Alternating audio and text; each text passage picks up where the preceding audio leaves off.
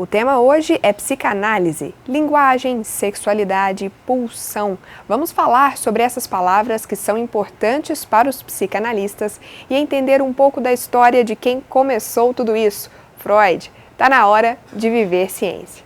Átomos e inferências, robôs que trabalham sem terno, resíduos postos à venda, vacina contra o cemitério, conforto e freio nas ganas, planeta é mais que hemisférios, ciência mata, ignorância, desvenda ódios e mistérios.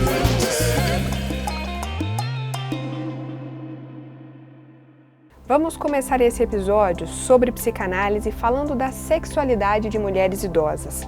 Mas para a psicanálise, a sexualidade é bem mais do que a gente costuma imaginar logo de cara. É sobre sentir prazer nas várias coisas que a gente faz no dia a dia.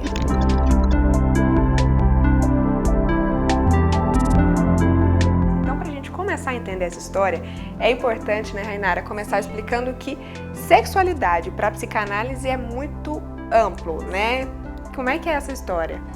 Então, a psicanálise tem uma concepção diferente de sexualidade justamente porque ela não coloca a sexualidade ligada ao ato sexual ou aos genitais, né? Para a psicanálise, a sexualidade ela é toda atividade que lhe dá prazer. Então, o que gera prazer para o corpo, vamos dizer assim, para a vida, é sexualidade. Vamos dizer que todas as atividades que a gente faz na nossa vida precisam dar prazer, inclusive, para elas permanecerem. Então, o nosso trabalho, as nossas rotinas de estudo, precisa existir um prazer para ter esse retorno. E tudo isso para a psicanálise, então, todas as atividades, em resumo, que lhe dão prazer é sexualidade. Baseada nessa ideia da psicanálise do que é sexualidade, a pesquisadora Rainara entrevistou 5 mulheres com idades entre 69 e 80 anos em uma associação de idosos em Goiânia para entender a sexualidade na velhice. O que você percebeu assim com as conversas? O que vocês conversaram? Que a sexualidade é um tabu. Ainda. E esse tabu não é só por causa do ato sexual em si, tem a ver também com outros prazeres da vida. Parece que a gente está sempre fazendo coisas por obrigação, né? Inclusive o trabalho, né? Então, não foi um tema da minha pesquisa, mas eu acabei encontrando muito disso, né? Como que para elas não terem um trabalho, né? Uma profissão, um trabalho mesmo de elaboração mesmo que seja um artesanato, algo de investimento que elas produzem, né? Então, o trabalho delas sempre foi o trabalho doméstico, né? Inclusive, quando elas saíram para fora de casa para o trabalho, era um trabalho doméstico. Então, ou cuidadora de crianças, ou domésticas, ou diaristas. Essa coisa do cuidado é uma das maiores marcas da nossa identidade, né? Ele permeia a nossa identidade como mulheres, né? Então, a primeira coisa que a gente ganha é uma boneca, né?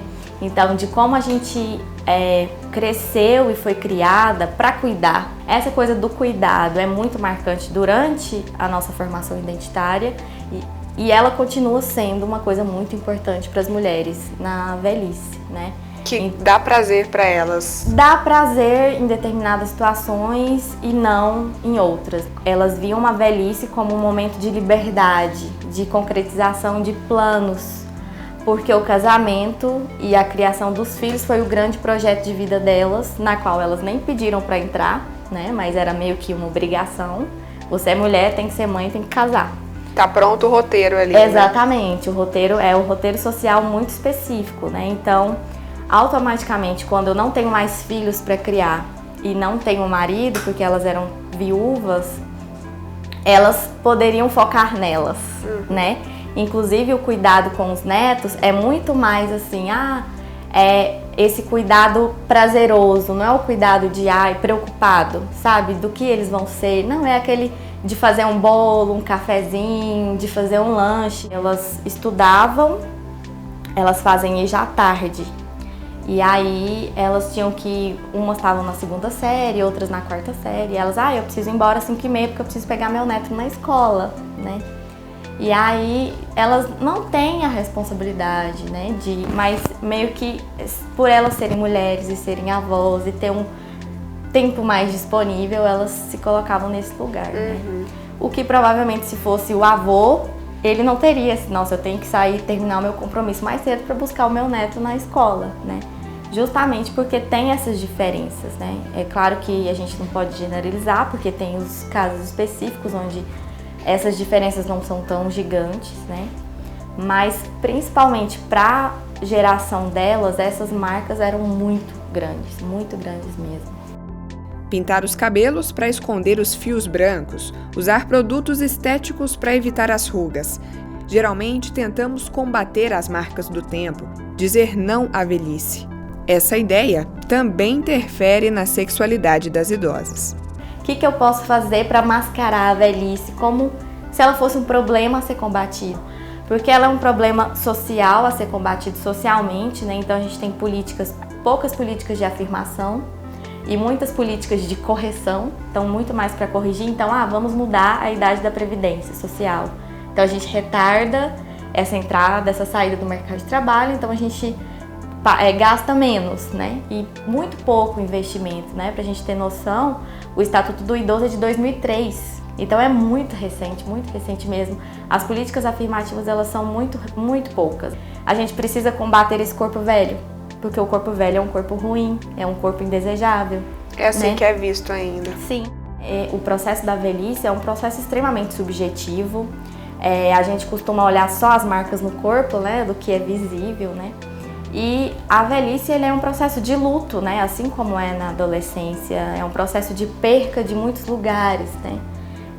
Do reconhecimento do olhar de desejo do outro, a falta de reconhecimento no trabalho, porque muitos deles já estão mais velhos, então já está caminhando para aposentadoria, então não tem grandes planos de trabalho. E para a maioria delas, pelo menos as minhas entrevistadas que participaram da minha pesquisa, era muito difícil, porque muitas delas não se viam como idosas, como velhas, né? E elas falavam, dizem que eu não posso dançar forró, porque eu já não tenho idade mais para isso. Mas qual que é a idade para fazer as coisas, né? A sexualidade vista dentro da velhice, né? Ela é uma busca de pequenos projetos, pequenos planos de vida, né? Estar numa relação afetiva traz isso do plano, né? Mesmo que hoje em dia, né, a gente tem uma concepção da sexualidade genital, erotizável, muito despregada dos relacionamentos afetivos, para elas ainda não é assim. É muito junto o que é o sexo, o que é a relação afetiva, né? Para elas, a sexualidade erotizada, né, genitalizada, é difícil por isso. Elas não estão dentro do padrão do que é ser desejável. Então, as que queriam ter um relacionamento ou ter uma relação sexual, elas não se colocavam nesse lugar justamente, eu sou feia, não, eu já tô velha, quem que vai olhar pra mim, né? Eu já não sou uma pessoa atraente pros homens, né? Isso principalmente dentro da heterossexualidade, né? De como que esse olhar do homem, que é um olhar extremamente estético, né? Marca a sexualidade da mulher na velhice, né?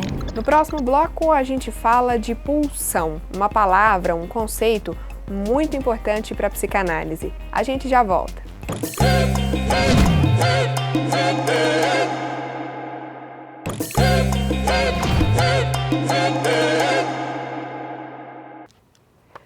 O que é que te faz gastar energia em alguma coisa? Em um relacionamento, em um trabalho? O que é que te impulsiona a fazer suas coisas?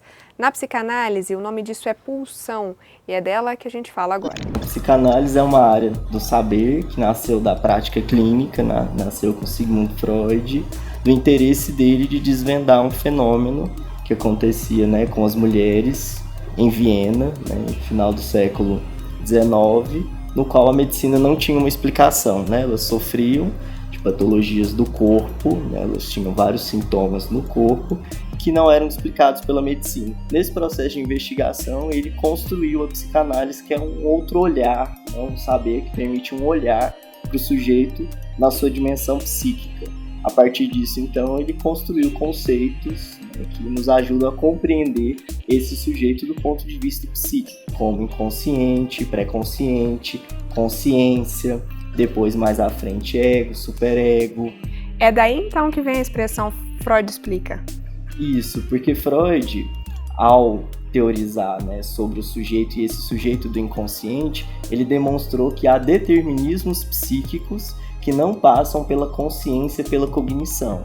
Quando ele vai dizer dos sonhos, dos lapsos, do ato falho, dos xixes, todas essas manifestações do inconsciente, ele vai nos dizer o que tem de inconsciente aí que não perpassou pela consciência. Então vamos pensar, quando um sujeito está voltando para casa e toma um caminho errado. Freud vai dizer que isso não é um acontecimento ao acaso. Nosso aparelho psíquico ele não é, né, tão primitivo assim a ponto de cometer esse erro. Então esse erro tem um sentido que só pode ser desvendado a partir do inconsciente, né, em um processo analítico. Mas não é um erro.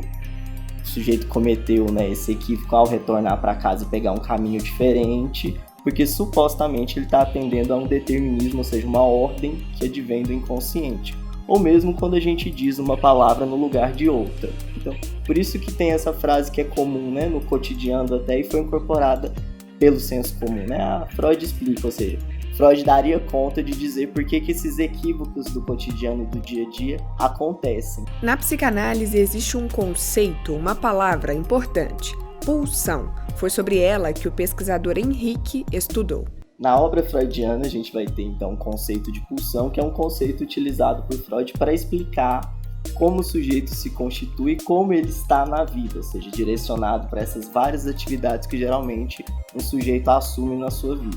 Então, pulsão seria esse impulso que nos leva a dirigir a nossa atenção, a nossa energia, o nosso investimento, né, a nossa força para determinadas atividades do dia a dia. Por que a gente escolhe determinada atividade profissional, né? Por que nas nossas relações amorosas a gente direciona para uma determinada pessoa com determinadas características e não para outras? Por que ao longo do nosso cotidiano a gente escolhe estar em determinadas situações até que causam desprazer, sofrimento e não saímos dessa situação para outras situações que provavelmente não causariam esse sofrimento? Então, Freud vai explicar essas situações cotidianas a partir do conceito de pulsão, dizer que esses direcionamentos que a gente tem na nossa vida cotidiana são frutos desse impulso, né, que tem como meta obter satisfação. Então, todas essas atividades que são escolhidas por nós e que fazem com que a gente escolha elas dentre as várias opções que a gente tem, é porque elas têm uma qualidade de proporcionar prazer. Por isso que nós as escolhemos. Depois de Freud, outro estudioso, Lacan, também trabalhou com essa ideia da pulsão. Na pesquisa, Henrique identificou as diferenças de um para outro. Como é que fica essa diferença entre a visão do Freud e a de Lacan do que é a pulsão? Então a gente vai ter na obra lacaniana alguns elementos a mais que vão ajudar a pensar a pulsão. Em especial, né, a linguagem. Quando o Lacan insere a linguagem para pensar a pulsão, ele vai tirar a pulsão do campo biológico, do campo da necessidade e vai ressaltar, dar um destaque para a possibilidade da satisfação da pulsão. Alguns freudianos, né, entendiam que era possível sim chegar a essa satisfação, a essa completude, né? Até mesmo através do encontro genital. Lacan vai exaltar, com muito destaque na sua obra, dizer que não é possível obter satisfação. Total. A satisfação total. A satisfação só vai ocorrer na insatisfação. Quando a gente elege esses objetos, né? Uma realização profissional, um parceiro, né, para a vida e todas essas outras escolhas que a gente faz ao longo da nossa vida, essas escolhas não nos dão a satisfação completa, ou seja, nós não nos tornamos seres completos a partir dessas escolhas. E o Lacan vai exaltar isso na obra dele, marcando uma diferença com o Freud, ou seja, a pulsão para Lacan, ela sempre vai ser dirigida, né, para um objeto que não consegue ter a característica de nos satisfazer completamente, ou seja, só é possível obter uma satisfação na insatisfação, ou seja, nisso que não é possível ser completado em nós. Isso não quer dizer que a gente vai levar uma vida triste, desanimada e ruim, é do ser humano mesmo nunca estar completamente satisfeito. Isso. Ao longo da nossa vida, a gente tem o que o Lacan vai dizer que é um engano fundamental. Nós nos enganamos acreditando que quando a gente estiver nessa profissão, a gente vai ser feliz, vai ser completo. quando eu me casar, me relacionar com determinada pessoa, eu vou ser completo, eu vou ser feliz, eu vou ter a felicidade plena, eu não vou pedir e desejar mais nada. Quando eu fazer determinada situação, né, os estudantes aí, se eu for aprovado em tal disciplina, né, eu vou ser feliz, pleno, né? E chega outra disciplina, e quando a gente está se relacionando com a pessoa, vão surgir problemas, né? Essa pessoa não vai nos completar. Quando a gente escolhe uma profissão também, nessa profissão existem, né, diversas situações prazerosas e desprazerosas, e tudo isso, nessas experiências e esses objetos que a gente elege ao longo da nossa vida, não dão conta de completar e cessar a demanda que a gente tem por satisfação. Elas atendem minimamente esse desejo de nos satisfazer, mas ainda continuamos desejando. Isso não significa que a gente tem uma vida ruim, né, ou uma vida supostamente inferior. Na verdade, isso é viver, é a gente buscar esses estados de completude sem se completar. Porque se a gente se completa, a vida para. Esses objetos, eles aparecem pra gente como objetos de completude, a gente se engana acreditando que a completude vai estar lá, mas é esse engano que é fundamental, que é viver, é a gente se dirigir a esses objetos buscando a satisfação e, né, não encontrando uma satisfação total pra gente continuar desejando e elegendo outros objetos para essa satisfação. Eu sou a Isabela Tavares, eu sou psicanalista e faço atendimento clínico aqui em Goiânia. Me deram o desafio de responder para vocês a importância de Freud para a psicanálise clínica. Primeiro que dizer psicanálise clínica é quase uma redundância, né? Porque o ensino de Freud nos leva e nos auxilia e nos acompanha, assim espero, para a clínica, né? Para esse atendimento, para esse momento de escuta do outro. Bom, a gente precisa pensar também aí um viés quando se faz essa pergunta. Os pós-freudianos, alguns deles, ou seja, os teóricos que vieram depois, muitos deles desconsideraram a obra freudiana e disseram que vamos inventar a nossa própria sob o nome da psicanálise, né? E aí é preciso que haja sempre um retorno a Freud. Então, qual é a importância do Freud na clínica psicanalítica? Bom, sem Freud não tem clínica, tá bom? Um beijo e até a próxima. Tchau! No próximo bloco, a gente fala sobre a relação entre psicanálise e linguagem. Não sai daí.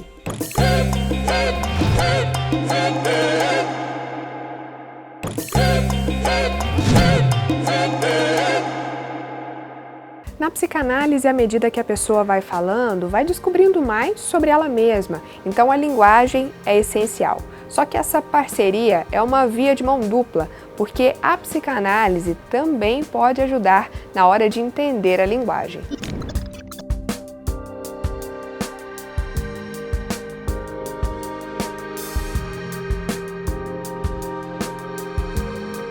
E professora, a psicanálise ela é muito baseada na fala, né? O falar sobre os sentimentos, sobre as questões. Então, psicanálise e linguagem estão ali bem ligadas. Sim. Essa é a grande descoberta do Freud, tanto é que a psicanálise ela pode ser compreendida também como uma cura pela fala. À medida que o sujeito vai falando, ele vai se conhecendo e também percebendo o modo como ele funciona, o modo como ele foi estabelecendo certos compromissos com aquilo que na vida se apresenta como uma patologia, ou seja, como um determinado sintoma. Só que isso se manifesta mediante a linguagem, não na tentativa de reconstrução de um fato concreto, mas de uma verdade do próprio sujeito que se estabelece à medida que ele vai falando, à medida que ele vai conversando, na medida em que ele vai estabelecendo um processo de narrativa de si mesmo. Então, a linguagem ela se torna importante porque é o objeto que o analista tem. Nós não temos, por exemplo, um processo de investigação se aquilo que um determinado analisando diz acontece ou não concretamente. O concreto é o próprio discurso, é aquilo que ele fala. Mas não é só a psicanálise que precisa da linguagem para acontecer. O professor Rodrigo pesquisou como o contrário também funciona. A psicanálise ajudando a estudar sobre linguagem. Existe um movimento de compreensão da linguagem que é o de tentar justamente se apresentar como um objeto científico. Então, se nós pensamos a linguística é justamente a tomada da língua como um objeto de estudo. Assim como, por exemplo, a física tem o seu objeto, a matemática tem o seu objeto, a psicologia tem o seu objeto, a linguística tem o seu objeto, que é a língua. Mas como é que a psicanálise entra nessa história? Vamos explicar com um exemplo. Lembra na escola, quando aprendemos a separar o sujeito do predicado? Tem gente que vai fundo nesse estudo. Alguns pesquisadores da área investigam como o sujeito é muito mais do que o que está escrito na frase da aula de português. É aí que a psicanálise entra. A psicanálise contribui para a linguística apresentando a importância de compreensão da linguagem dentro de um determinado contexto de comunicação. Não há linguagem fora, não há língua fora de um contexto, não há língua fora de uma interação, não há língua fora de uma relação. E nesse sentido, o sujeito não é aquele que tem plena consciência de si, não é aquele que sabe de si, não é apenas aquilo que poderíamos chamar como sujeito do enunciado, mas o sujeito da enunciação.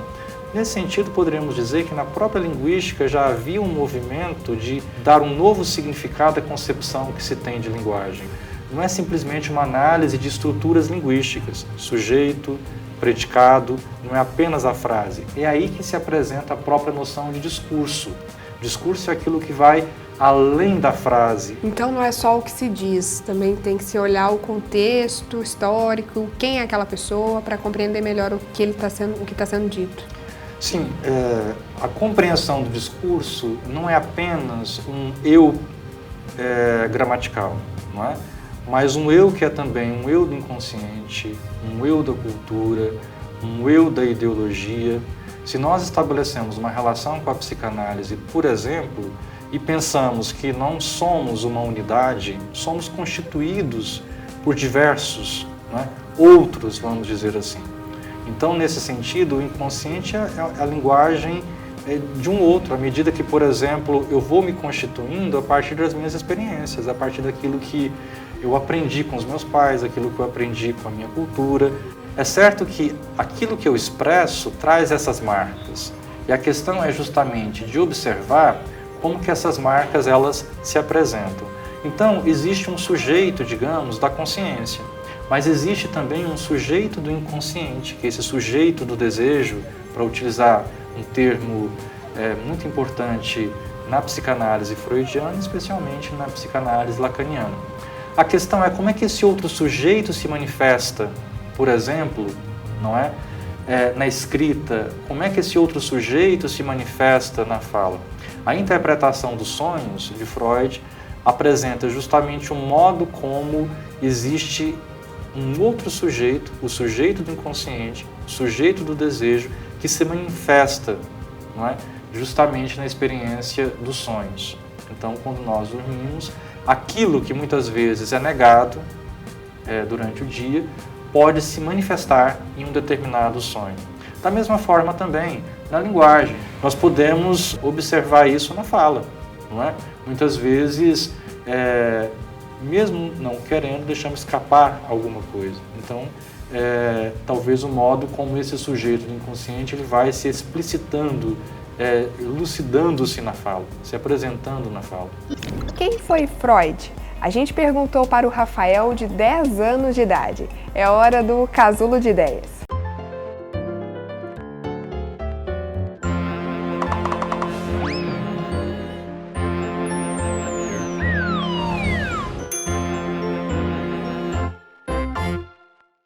Meu nome é Rafael Bennett Venturas, eu tenho 10 anos. O que são os sentimentos? Sentimentos? O que você sente? E qual você acha que é o melhor sentimento que existe? Melhor sentimento? Não tem nenhum. Nenhum? Nenhum. Confidencial. Entendi. E a mente? Já ouviu falar que o ser humano tem uma mente? Se a gente não tivesse mente, a gente não moveria o corpo. A mente é tipo o cérebro que manda no corpo todo. Você acha que dá pra ter uma mente saudável e uma mente que não tá muito legal? Ou todo mundo tem a mente legal? Por exemplo, vamos supor que eu tô doente em alguma parte do corpo, tô com dor de barriga. E na mente, tem também alguns probleminhas da mente? Dor de cabeça.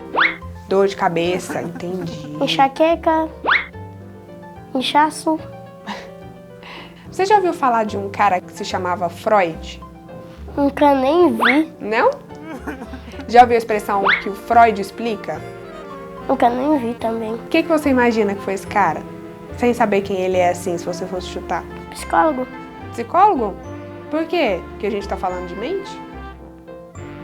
Você acha? Sentimentos. Faz sentido.